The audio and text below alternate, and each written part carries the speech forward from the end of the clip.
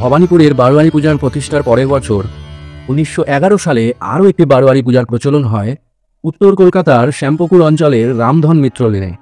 এই পুজো বর্তমানে শ্যামপুকুর আদি সর্বজনীন দুর্গোৎসব নামে পরিচিত।